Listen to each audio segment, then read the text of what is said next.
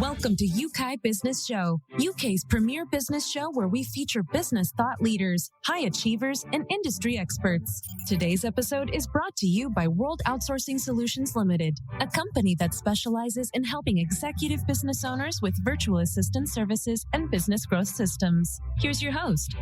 Hi everyone and welcome to the show. It's Trevor here with you again. Now, Jimmy, our guest today, helps hundreds of thousands of people around the world through his online courses to help people build confidence, become powerful presenters, and boost their productivity. And he now helps entrepreneurs and companies create world-class courses as well. But he started off in a very different place, and he's going to tell us a little bit about that in a moment. But before he starts, he's also authored a couple of books on secrets to confidence and online course creation. And he does have another book that's coming out fairly soon. He speaks to audiences all over the world and also runs private training for companies. And he's with us today to share some of his insights. So welcome, Jimmy Naraine. Thank you so much. Thank you for a very kind introduction. You know, it's always funny to hear someone else's introduction when you're talking about you. You're thinking, who's that person? Who's that person? He sounds like a really cool person. Yeah, no, absolutely. It's good. So maybe just touch briefly on kind of a little bit of upbringing or some of the things that you overcame to get you to where you are now, because I think it's really a key thing to learn about people's journeys. Sure, definitely. So I'm not going to do the typical introduction and tell you exactly what I do. I'm going to start with my mission, because I feel like it's so important to be mission driven and to know exactly what type of dent you want to have on the universe, what type of impact you want to have. So for me, everything I do is connected to the mission of helping millions of people with psychological issues and limiting beliefs. And the simple reason is that we can delve deeper into it later on, but the reason is that I struggled with those limiting beliefs myself. I used to have social anxiety and lots of confidence issues, and I know how debilitating it feels. Yeah. And I also know that there are lots of people out there who seem that they are doing well on the outside, but they struggle with a lot of anxiety, a lot of negative thoughts, a lot of demons.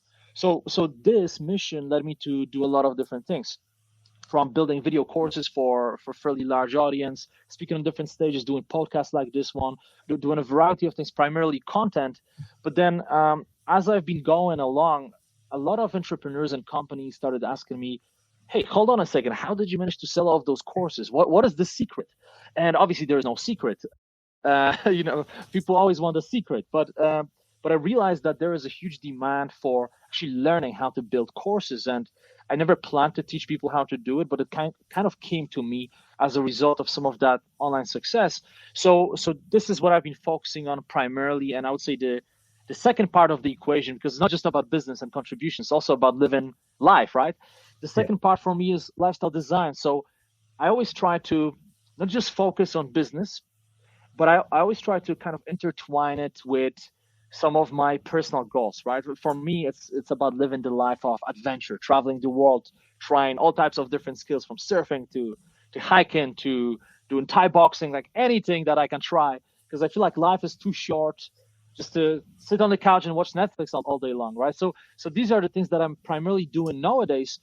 But the interesting thing, because you asked me about limiting beliefs, interesting thing is that a lot of people, when they see me nowadays, they assume, oh, this guy is confident, it's easy for him. I wish I could build a course. I wish I could write a book, but I can't do it because I don't have that.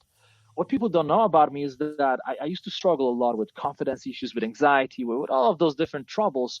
But even when I got older and I was in my 20s, I overcame a lot of those difficulties. And you asked me before the call about Goldman Sachs, right? When I jumped into Goldman Sachs, I thought that it was the best opportunity out there. I felt that it was the pinnacle, that my life will change forever, and this is like a dream. Only to realize a few weeks later that it wasn't a dream, it was someone else's dream. So very quickly in that company, I realized that sure, you can learn a lot, but it's not aligned with my value system, with my belief system, and with my vision. And that's why eventually I decided to kind of to leave that path and build my own business. But I'm happy to answer any questions. There's so many different paths we could take from here. So yeah. I'll let you ask questions. Okay. Yeah, no, that's brilliant. A lot of people, I think, would maybe listen to you or see you on stage and kind of think, yeah, he's got it. He knows, he's obviously born like that.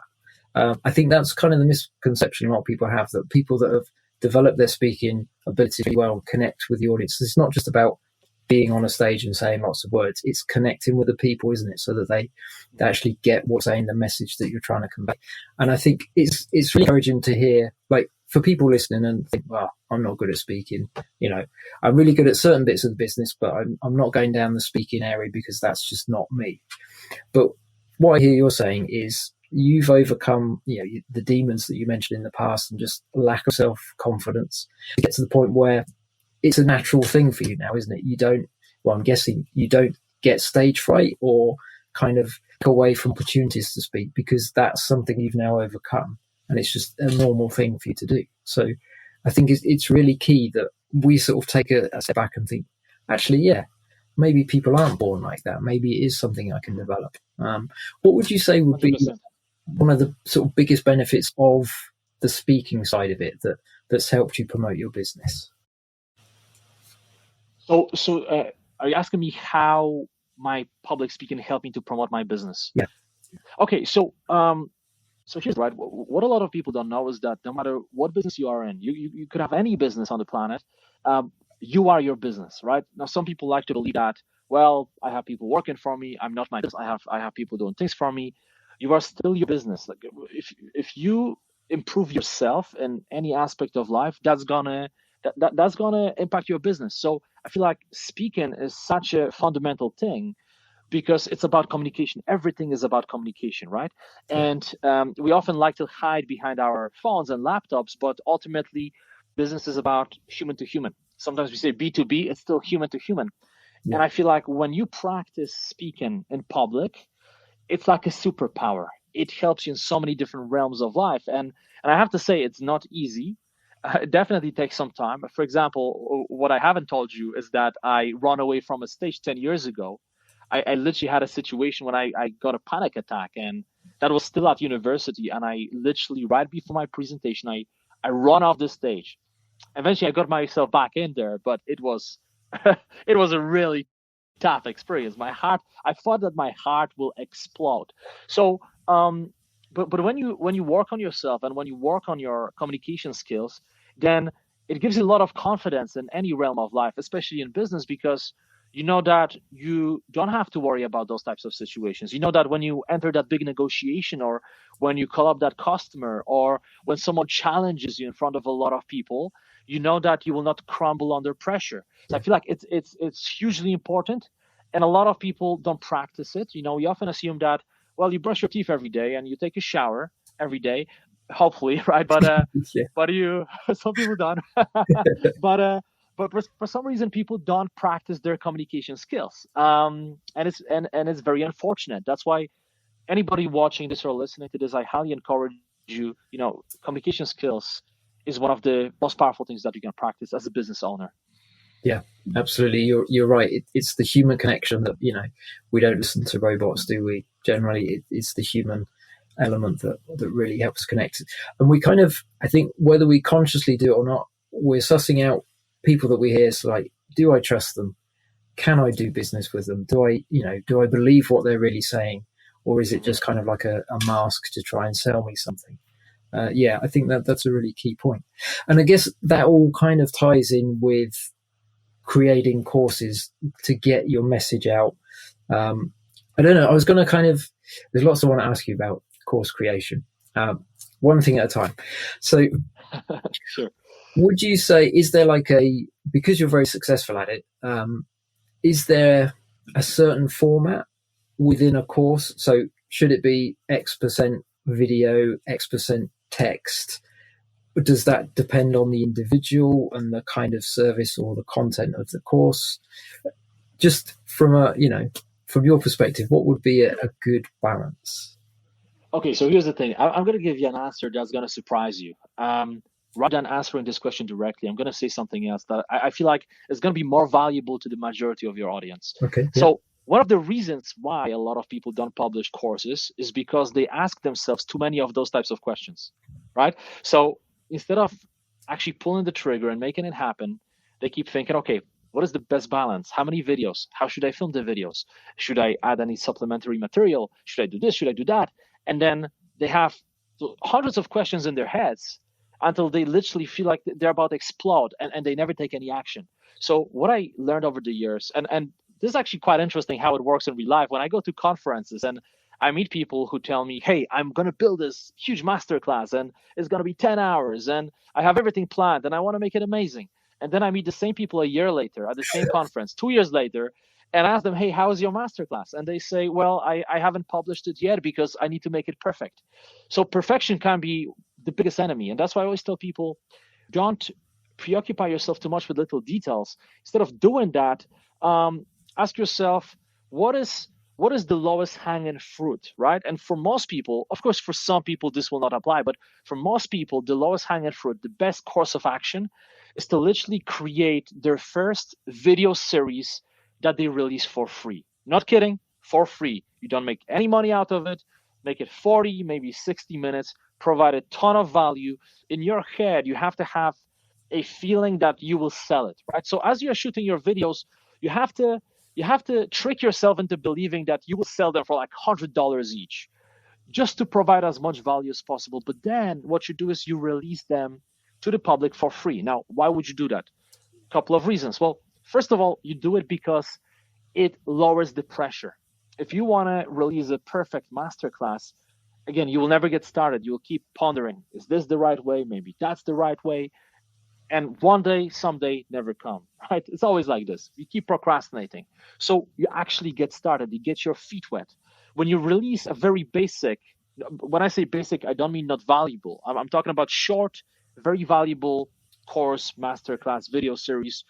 You learn so much in the process. You learn so much from the feedback of your audience that now you're equipped with not just the confidence, because now you know you've done this, you took the first step, so now you have the confidence, but also you have the tools and you have the knowledge to actually make something big happen. And I feel like for most people, this is the best way to get started. Create something small, get your feet wet, learn from the process, and then look into the future. And here's the thing. A lot of people say, well, but if I don't make any money, what is the point of releasing something like this? What people don't realize is that you don't make money directly. You can make money directly as well, but in a lot of ways you can make money indirectly. For example, if I Google your name right now, say we meet at a conference, and I Google your name because I'm curious what's going to show up. If nothing shows up, that's a red flag. But imagine that I Google your name, and I can see that you have a masterclass that's free, but it's 60 minutes, very nicely done videos, and it has 2,000 students. And I can genuinely click play and I can see what you have to offer. That increases your credibility tremendously. Yeah. If I'm pondering doing business with you or someone else, I'm more likely to pick you because I'm thinking to myself, this guy or this gal has done the work. They're really living their message. They are putting themselves out there. They are probably not scammers because they're putting their face out there. So look, I could talk about it for hours. The point is, don't wait for a perfect moment. Don't wait for the green light. The light will never be green. Start as soon as possible, build something small, and learn from the process. Absolutely. Yeah. No, agreed with that 100%. It's kind of like there's almost two ditches on the limiting beliefs. There's the I'm not good enough, I'm not confident enough, I can't do it. And then the other side is, I really want to do it. It's not quite perfect yet. I just want to add this, just want to add this, just want to add this. And like you say, 2 years later, it still hasn't happened. Yeah, it's like you're never going to build momentum. You're never going to move the car if you don't get out of the garage, are you really? It's just you have to set movement going and then it builds. And like you say, the social proof of just being out there, having something accessible. Like most people don't buy from somebody they don't know. But if they're doing the research to start with, it's a step, isn't it? It's kind of like you're sowing a seed that then over time maybe they hear about you again, they see something else, gets you out there, and it's all part of the promotion. Yeah, I agree. I don't think free, if it's done well, is ever a waste of time or effort. I think it's, if for no other reason, you're helping some people that maybe never buy your service or your product, but you're helping them, and that by itself is good. If it's just about making money, I think we've lost the plot somewhere.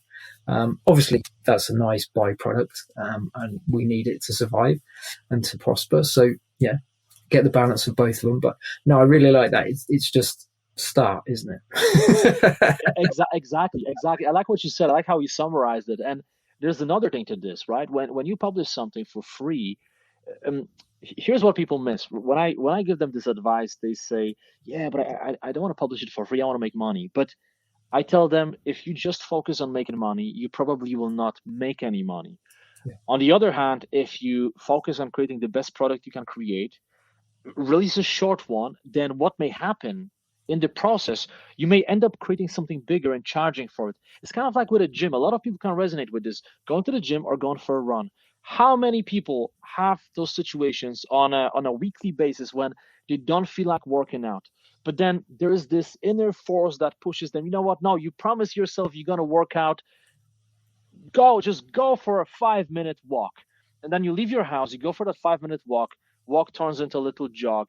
And the next thing you know, you've done half an hour and you feel amazing. And all the endorphins are being released and you feel like, whoa, I can't wait to do it again. But if you sat on your couch and if you said to yourself, okay, I have two options. I can either keep eating this pizza and watch Netflix, or I can actually go out there and do half an hour of running uphill, you'll never get out. You will never get out. And this is the tricky thing.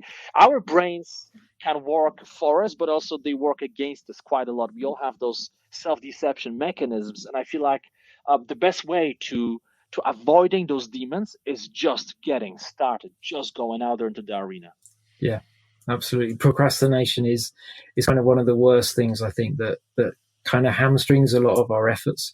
It's I'll do it tomorrow, or I'm not quite feeling it, but I'll wait until I do. And it's just, no, yeah. There's a good little hack I kind of heard of recently. It's just the 2 minute rule, where you just say, right, I'm going to start it for 2 minutes. And that's all you commit to. And then generally, once you get in it, I know stuff that I've assumed is going to take me longer than it actually does. Once I start it and I'm through it in no time, I think, what was I worried about? What was all the anxiety or the hassle or whatever? It's just, yeah, we are our own worst enemies sometimes. I know. Exactly. Yeah. Exactly. So maybe now that you've made a lot of progress from the lack of confidence and everything that you started with, what would be one of the things that helps you maintain the right focus now? That's a very good question. Okay, what helps me to maintain the right focus? There are different angles I could hit right now, but I would say the most important thing is reminding myself of what my true vision and mission is, right? This is really important because a lot of us, we often get stuck in life. We often get kind of lost, right? We've done something and then we don't know what is the next thing. And there are lots of opportunities out there and you keep saying yes to everything. So then when something really amazing shows up, you can't say yes anymore because all your buckets are filled. There is no space anymore, right? So what I like to do is I like to remind myself and keep readjusting my vision and my mission. So as I said at the beginning, my mission is to help millions of people with their psychological issues, limiting beliefs, right?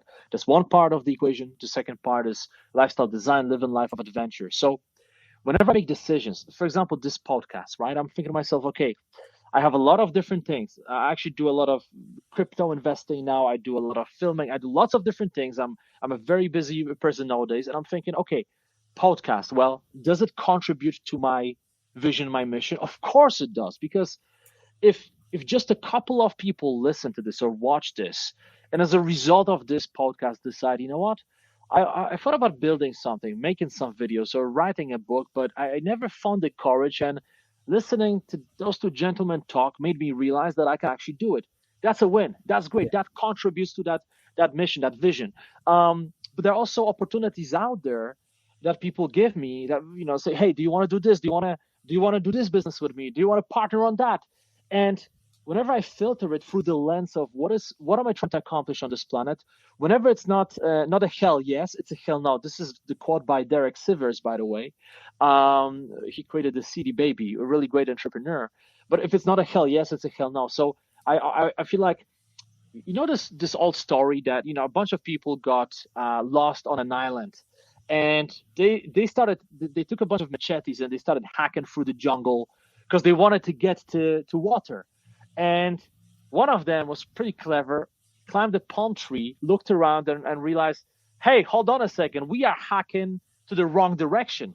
The sea is over there. We are going to the opposite side. And I feel like a lot of us, what we do is, because we don't define where we want to be, we don't define, first of all, what are our values and beliefs and our vision and the mission and the contribution we want to have on this planet, we are hacking our way into the wrong direction. And then one day we wake up looking back thinking, damn, I spent 20 years working like a maniac doing something that I actually didn't enjoy to get something that I just now realize I don't need, right? So that's why I think recalibrating frequently is very important. And I would say the second part of the equation is filtering everything through the 80-20 lens, right? The Pareto principle. So very few things really matter. Pareto principle says that 80% of results come from 20% of causes, inputs, actions. Of course, it changes. Not always 80-20. Could be 95-10. Could be 90-17, right? The ratios are always different. But the bottom line is very few things really matter. So always asking yourself when you look at your to-do list, what is truly important? And on the other hand, what are some of the things that I embrace for the sake of feeling busy, right? Because feeling busy doesn't mean that you are getting things done. It just means that you feel busy, but that's it. So I would say these are the two things that keep me grounded and keep me on my purpose. That's really good. Yeah. We deceive ourselves thinking we're busy, so we must be accomplishing things. And then you look back and you think, well, if you stop and kind of review where you are to recalibrate, it's actually, I'm not really accomplishing much here, but I've not got any spare time. So something needs to change. Yeah. No, that's really good. So maybe then for people that are listening that maybe they've taken the small step, they've started a course, it's something that they really want to do. They believe in it. They've got expertise they want to share. They've started it and it's not really got traction. It's not really got out there. They're not really reaching people. Is that the point where they need to talk to your team for help? Is there kind of another step towards that? What would be something that you could maybe encourage them to not quit, but also what would be a practical next step for them? So I think, okay, first of all, this is a very good question because this happens to a lot of people. And I think the first thing is to realize that just because things are not working, it doesn't mean that it is impossible for you. Now, a lot of people think that it's just like in casinos. If you go to the casino, you don't expect to win right away, right? You gotta keep working on it. You gotta keep playing. Eventually, something may happen. So obviously, with building courses, it is a little bit different because you are taking conscious effort and you're creating something that's valuable. But still, there is an element of luck. And a lot of people don't want to talk about it, especially a lot of successful people. But there is an element of luck. Now, I know there are those sayings that the harder I work, the luckier I get, and I believe in that. But also, there are a lot of hardworking people who just don't get enough success. And that's why I feel like rather than giving up or just doing exactly the same thing, this is a good time to really stop and pause and recalibrate and ask yourself, okay, what I've been doing that's working and what I've been doing that's not working. And this is a good time to get brutally honest with yourself and to seek feedback from your audience. So what I like to do whenever I get bad reviews, I don't just simply assume that these are haters. Some of them, yes, some of them you can see haters, competition, etc. But a lot of those reviews have some truth to them. So what I like to do is my team always filters the reviews. And if I see that something is being repeated over and over again, I take action on that. For example, at some point a couple of years ago, a lot of people mentioned, your style of presenting is great. You talk a lot on a camera. We can actually see you. But a lot of us, we like to see things written down. That this is something that's missing. And I thought about it. I realized, well, a lot of people keep asking about it. Maybe it makes sense. So I created PDF summaries of every single lecture in each course. And that was a big hit. And a lot of people told me, wow, this is a game changer because we can print those. And this is like a nice reminder of all the content in there. But I wouldn't have found out about it if I didn't listen to my audience. So what I like to do nowadays, and I encourage everyone to do the same, seek people who can be brutally honest with you and ask them for brutal feedback. Now, don't take every single piece of feedback for granted because everyone has a different opinion, but spot patterns. Always look at patterns. And if you see that several people say the same thing about your product, maybe there is some truth in it. Maybe you should work on that. I have a good friend, Sandro, and he is famous for being brutally honest. When I showed him my website, I was redesigning my website, and I decided I'll do it myself. This time I'm not going to hire anybody. I'm going to try myself because I wanted to learn web design kind of as an additional life skill. Send it to him. His response was, it looks horrendous. You should take it down. you should take it down. Just pay someone. It's not like you are broke. You can afford it. Just pay someone. Don't do it yourself. Wow, that was harsh, but he also gave me some pointers. Yeah. And I use those pointers to then hire a designer and improve it. And so, but at least when he gives me good feedback, I know that it's true because I believe in, I believe in his authenticity. So long story short, ask for feedback early on.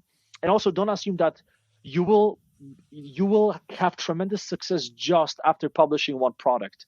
A lot of times you have to keep publishing. So I give you a personal example. I published my first course over 7 years ago. Now, the initial revenue I made, I typically don't like to talk about numbers and how much I make, but it was so long ago, I'm happy to share, right? That course, first month made like $1,000, okay? Then I created another course, but the second month I made, and I remember exactly, $293. So imagine what happens in your brain when you publish a course, it makes $1,000. You are thinking to yourself, wow, now I'm going to publish more, and it's going to make more and more. And then you have that massive dip, even though you are working harder than ever. And then the third month, $636. And then it climbed up to $980. And then it went just above 1,000. And it was around that time when I got a lot of offers. People said, hey, you can work with us in our company, have great CV, come and join us. And I have to be honest with you, I was thinking, maybe this business thing will not work out. It's going so slow. But I kept pushing. And the next thing you know, it went from 1,000 to 3,000 and then to 8. And the rest is history. But a lot of people don't realize that you just have to keep pushing. Often what happens is when you put a lot of effort in, you don't see the result right away. The result is delayed, right? Just like, when you work in a garden, if you want to plant something, it's not like you just plant it and you see the result right away. You got to water it and you have to be patient and you have to wait. And a lot of people miss that. And often people quit right before they are about to reach that breakthrough. So be patient. Keep working on your business, but also don't blindly do exactly what you've been doing. Try to adjust. Try to learn from the feedback. Try to constantly recalibrate. And if you do that, I have no doubt that you will be successful. Some wise words there, definitely. Yeah, lots of wise words. I'm listening to all that thinking, yeah, absolutely, yeah, that's good. I think one of the key things sometimes that we do miss is we try and surround ourselves with everybody that loves us, because it makes us feel better. But like you say, we need people that, their hearts are right. They want us to develop. They want us to grow. It's not like they've got their own agenda that's trying to pull you down, but you need the right people around you, whether it's kind of a coach, a mentor, or just a close friend, a family member, somebody that will tell it to you straight, but give you a hug afterwards. That's kind of a good analogy. Just kind of... yeah. Exactly. Yeah, you need that feedback. I think it's key as well. You spot trends. So generally, I find most of the time people, as you mentioned, there's the odd person out there that hasn't any better to do. But most of the time, people submit bad feedback or feedback that kind of mentions improvements that they'd like because they're interested. They want things to get better. You're developing an app. People tell you, okay, I'd like this functionality and not that, and that doesn't really work. You test it as you go, don't you? And it's kind of, it's the learning thing, it's the progress and being consistent. I think they're the kind of key things that I hear coming from what you were sharing with that. And don't give up. Like, if your first course does better than your second, make sure you do a third course and a fourth course. Don't quit at that. Doesn't mean you've peaked too soon. 100%. And here's the thing. I want to share something as well, because a lot of people will be watching this or listening to this thinking, okay, this is all great, but I want some technical advice. A lot of people, they don't just want to get concepts and mindset shifts. They want to get something really, really tangible. So as a little bonus, what I want to say here, I think this is so tremendously important. People don't do it. A lot of people, when they want to build a course, they don't choose the platforms correctly. So what I do is they hear that somebody made a lot of money, let's say on Udemy or on Coursera or on Thinkific, and they assume, well, if that person made a lot of money on that platform, that's the platform for me. But what you need to realize is that the platform choice and the price choice and everything else will depend on what you are teaching, what's your customer avatar, how much value you're providing, what's your strategy, what you're trying to accomplish. So what is important is that, before you cut down the tree, you got to sharpen the saw, right? This old saying, you have to spend your time sharpening the saw. The same thing applies to building online courses. You got to ask yourself, okay, who is my target audience? What problem am I solving? What pain point am I solving? How much are people really willing to pay for me helping them to solve that problem? Realistically, how much value am I providing? Am I providing just 1 hour of great content, or is it 7 hours with interactive exercises and PDFs and things like that? You have to be brutally honest with yourself, and then figure out where your audience is hanging out. So I'll give you an example. A lot of my courses are on Udemy. I also have a membership site. I do other things. I just made this really big deal with a company. We're building a co-created course together. But primarily, I've been building on Udemy. And Udemy is one of those volume platforms, right? They have a lot of people, 50 million students. So you can do really well with the volume approach. But if you are teaching something that's a very niche topic, let's say you are teaching gardening for single moms, right? For example, or you are teaching about taxes, right? Doing taxes for business owners who own very, very specific business. These are really niche topics that probably will not perform very well on Udemy, because rather than targeting a huge audience, you should probably be more like a sniper, right? Targets smaller numbers of people, but charge more because you give a very specialized advice. On the other hand, if you're building a topic that is more broad, maybe you're teaching people about anxiety, maybe you're teaching people about being more confident through yoga and meditation, or perhaps you're teaching entrepreneurial skills, or you're teaching programming, basics of programming, then platform like Udemy could be perfect for you, because you have this volume, right, that comes from all the numbers. But again, if you teach something that's very specific, it may make more sense to use platforms such as Thinkific or Kajabi or Teachable, where you have more control over your price. You can charge higher prices. You can retain email addresses. You don't get access to any marketplace. You don't get access to students. But you know that because your knowledge is so specialized, you can charge a lot more, and that gives you enough budget to, for example, run Facebook ads. So this topic itself, we could talk about it for 5 hours now. It's a big topic. But I feel like the main lesson here is, don't blindly pursue just one platform. Be very conscious of how you pick platforms. Be very conscious what you have to offer, what are your objectives, what is your value proposition, what's your customer avatar. Put those things together and then decide which platform you will pursue. And if you are not sure, guess what? You can publish your content on various platforms that, in a way, see what sticks. So that's another. And I'm saying this because a lot of people get stuck. And I actually know people who build courses, and they have full-blown courses on their hard drives, and they never published because they just don't know which platform. And I'm just thinking, those courses are gathering dust. It's better just to put them everywhere and then see what works, and then recalibrate as you go along. Jimmy, that's gold. Thank you for sharing that as well. It's key with regards to kind of picking the platform to market as well, isn't it? Like if you're comfortable on one platform, but the people you want to reach hardly use it, they're on a different platform, you have to shift to reach those people. So that's really good. Time is kind of running out on us now, but before we kind of wrap this episode up, tell us a bit about your book, because that's coming out soon, isn't it? What's in store with that? Okay, so the book is about building online courses. It's called Course Creation Simplified, which the title says everything, right? And the subtitle is No Fear, No Procrastination, No Confusion. And what I do in this book is I essentially take something that's seemingly complex, it's too overcomplicated, overwhelming, scary, and I turn it into something that's actually very simple. Now, when I say simple, I don't mean easy, because course creation is not easy, but it doesn't have to be complicated. And So some of the things we talked about today are good examples, right? People get stuck with very basic things. Which platform should I choose? And the next thing you know, 5 months later, you haven't published the course because you got stuck, right?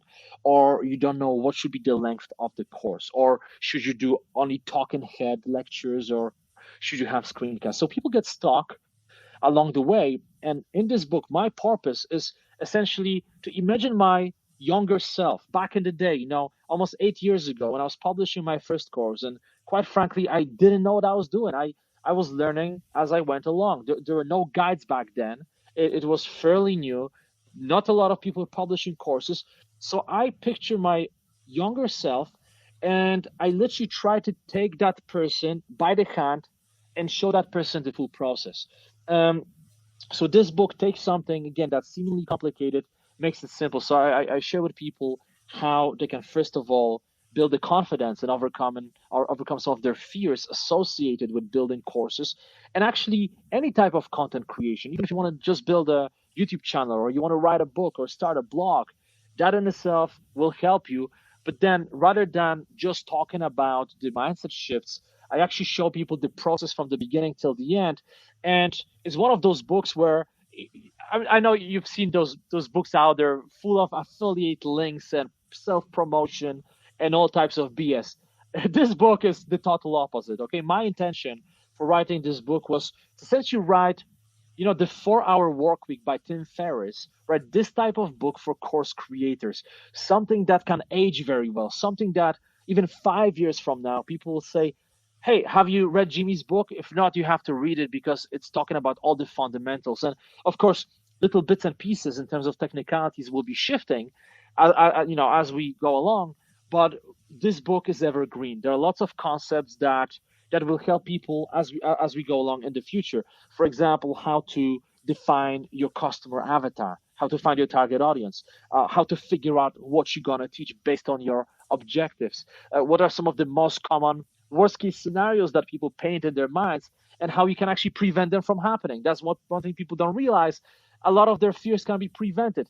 Then obviously how you build content, how you put content together, how you pick the best filming option. If you have budget, if you have no budget, how to present the actual course, how to pick the course platform, what are the strategies for the pre-launch and launch, and what to do after the launch of your course, right? So I cover all of those different things, and I do it in such a way where it's like a journey. It's like a nice hike in the Himalayas, right? We start from A and we slowly go to Z.